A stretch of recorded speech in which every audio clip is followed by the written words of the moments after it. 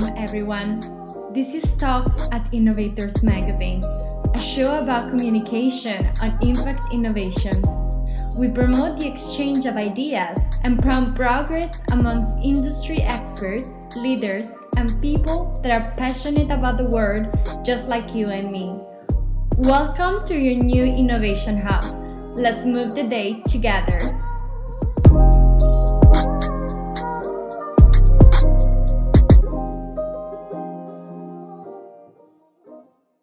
Hello and welcome back at Talks at Innovators Magazine. I'm here with Paul-Louis Iske from the Institute of Brilliant Failures. Hello, Paul. Good morning. How are you doing today? I'm doing well. We just had a fantastic session with a lot of energized people talking about their failure, so this is a happy morning for me. I totally agree with you. It was such an inspiring talk, the one that you just gave. It was brilliant. So let's delve into what you do. So how did the Institute of Brilliant Failures came about? How did this idea start? Well, I happen to be the head of innovation of a large bank. And I always have had the idea that innovation works best if people work together and if you are inspired by other people and by the outside. So actually my title was the Chief Dialogues Officer. I was really fostering an environment where dialogue could take place. And I was meeting fantastic people. And I run a department with fantastic people as well. And very interestingly, though they had very great ideas, they were very nice people, they work hard, they were intelligent, many things failed. And I started to wonder, why is that? Why do people fail? And actually, what do we think about it? And how do we deal with these people? And I also did some study on people who went bankrupt and found out that actually they're not treated that well. And people do not get a second chance.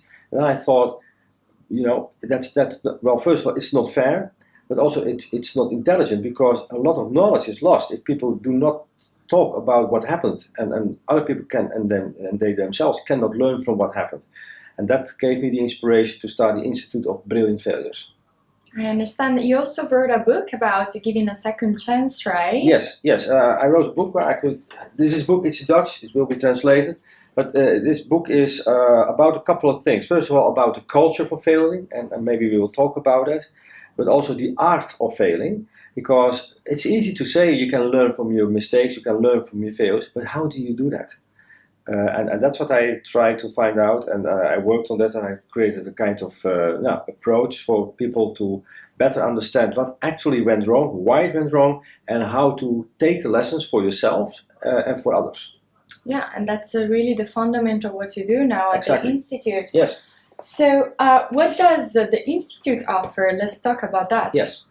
Well, we do speeches like this, so that's at the beginning of the change curve. We create awareness, we try to inspire people to think about the topic, but we also help organizations by creating tools, instruments for actively sharing this knowledge, to help people to come up with their ideas and with their failures. So we have a system and a learning environment where people can indeed store their lessons learned, but in a very open, low barrier way, a very modern way. We produce a journal. This is a journal of brilliant failures, where indeed people share their lessons learned with an interactive element. You can scan a QR code, and then you get to a website where people really tell the stories or the narratives. So I think that is a quite important aspect. We do also help organizations, complete sectors, by organizing programs, sometimes ending up in an award. As an example, for 5 years in consecutive row, we have issued the Brilliant Failure Award for Development Aid with the help of the Ministry of Foreign Affairs in the Netherlands, because there are many people working in very difficult circumstances. Think about Ebola, think about tsunami, think about civil wars, earthquakes. And we give them some money, and we expect that everything they do works out right. That we cannot expect that. So we said we should really help these people to feel, to work without fear, because they're afraid to fail, because they've then wasted the money of somebody else. And if that is known, people might say, oh, I'm not going to give you money anymore. So it's a big taboo on failing. And we try to, and we organized for 5 years a program to help people understand it's okay that you try, it's okay that you fail, but learn from it. And now we do a big project in the Dutch healthcare sector. Also a lot of enthusiastic people who want to improve the healthcare system. And yeah, of course, failing in healthcare is also not a very popular word, but people do.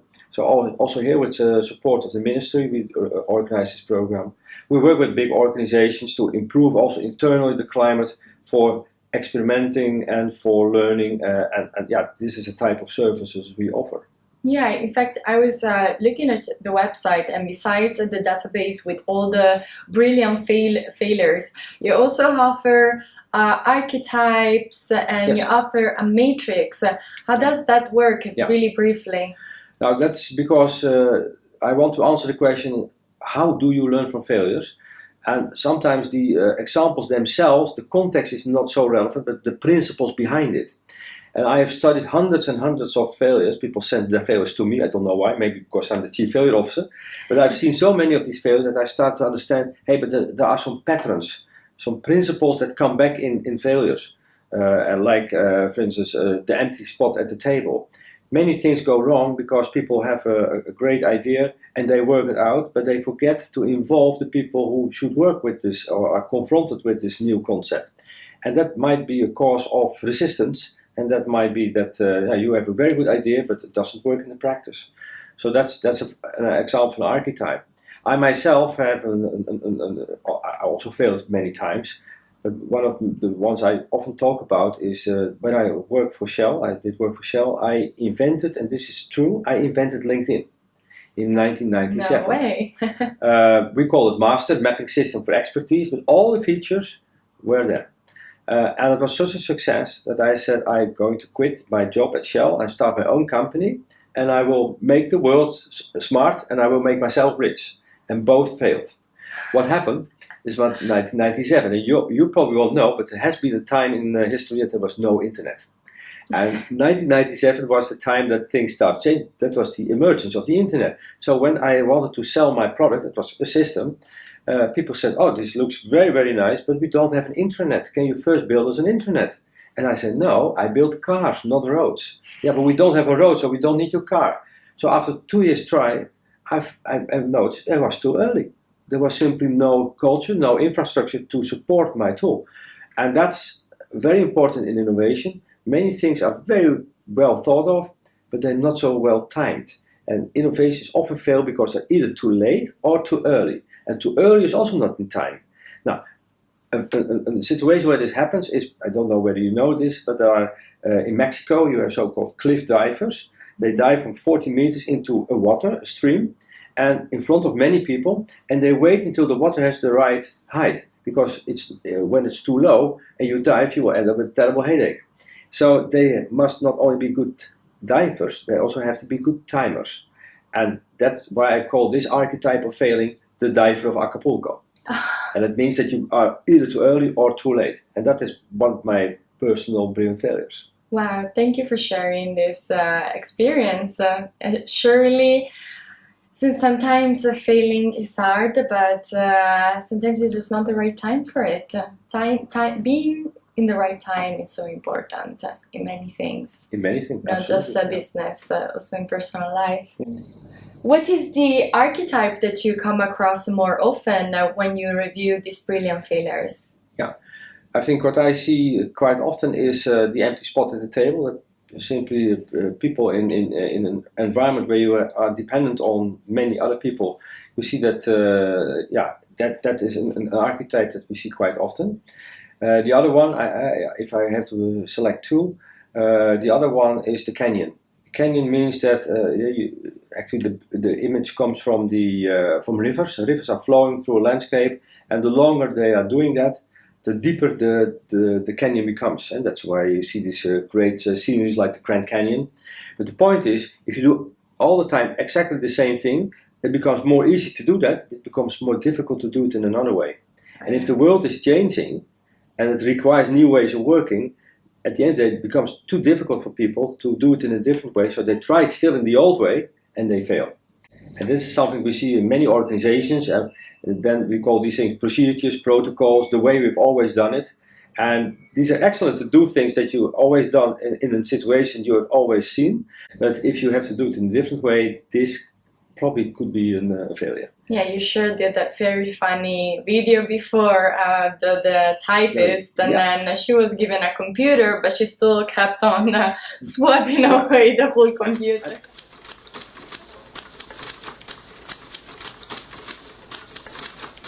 Schon vom 21. Jahrhundert gehört?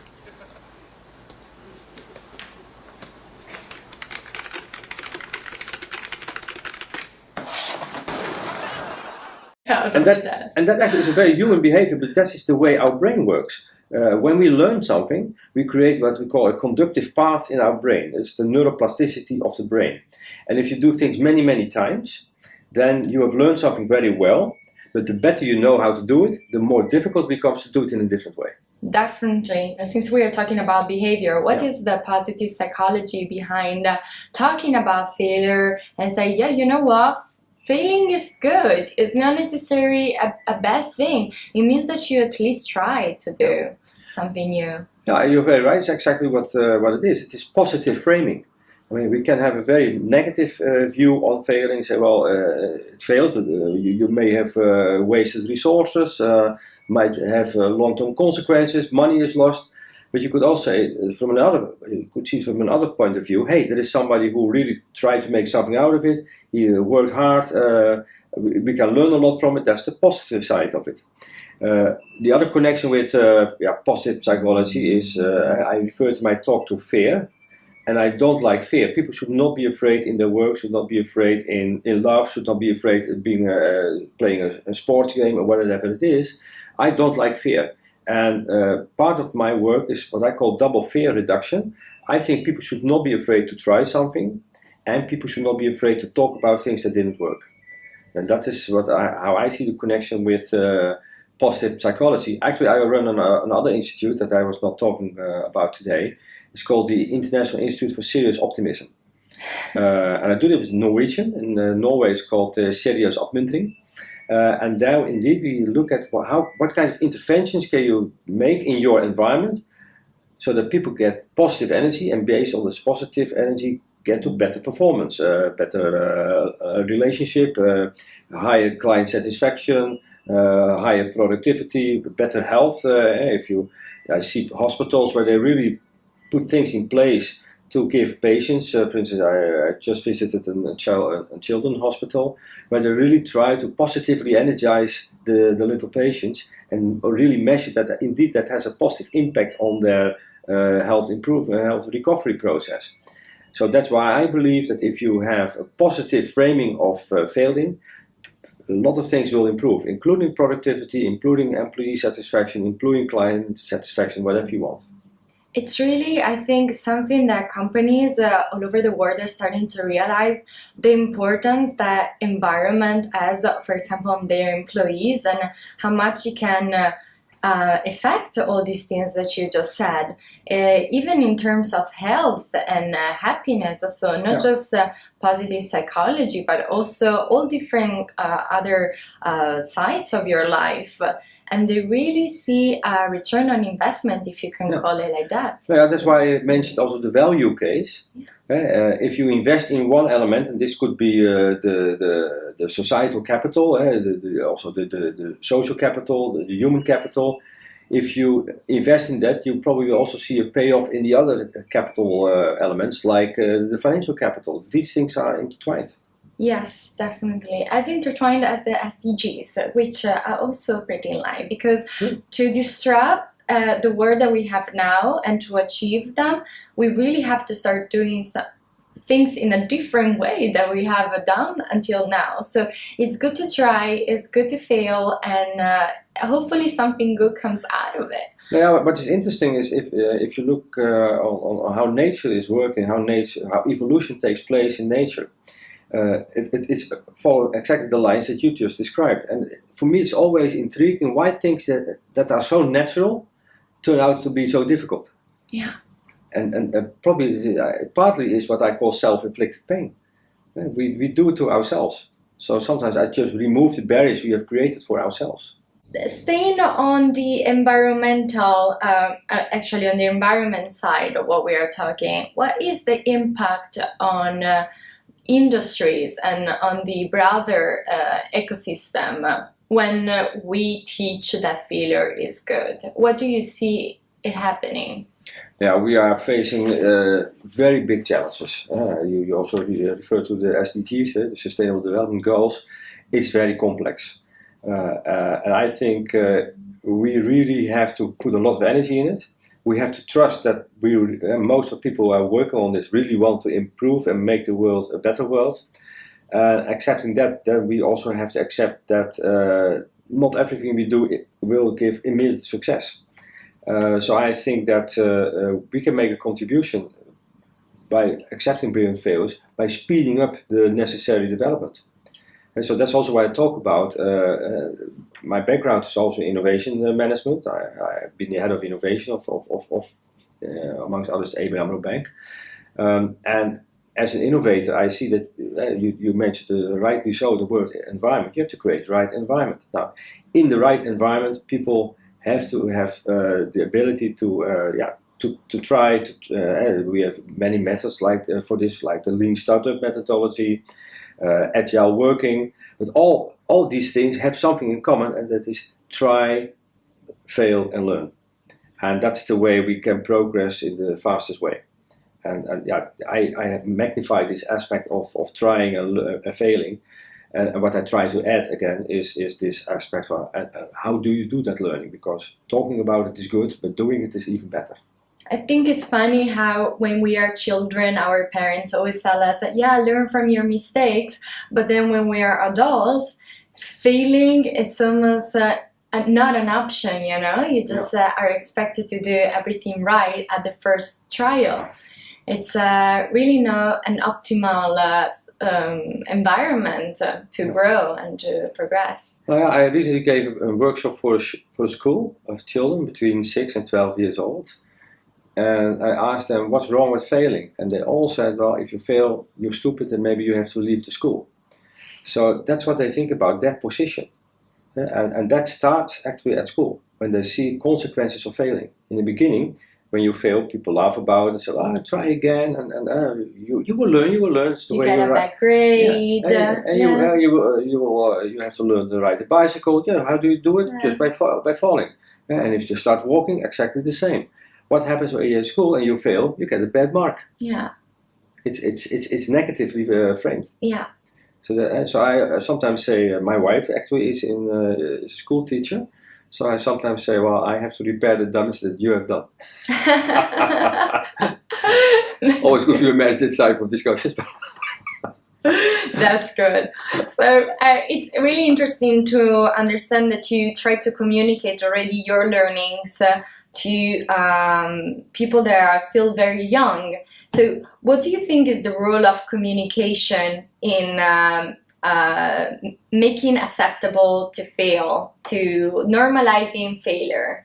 Yeah, that communication is key here. That's also why we make also this journal and the website and we give these speeches.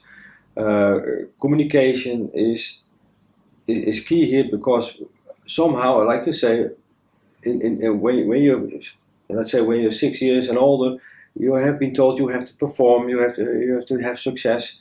Nowadays, also with the social networks, people are more and more enforced to show the bright side of their lives. They hide away the things that do not work, and the only way to go beyond and get to the truth is by talking to each other and explain and be open about this.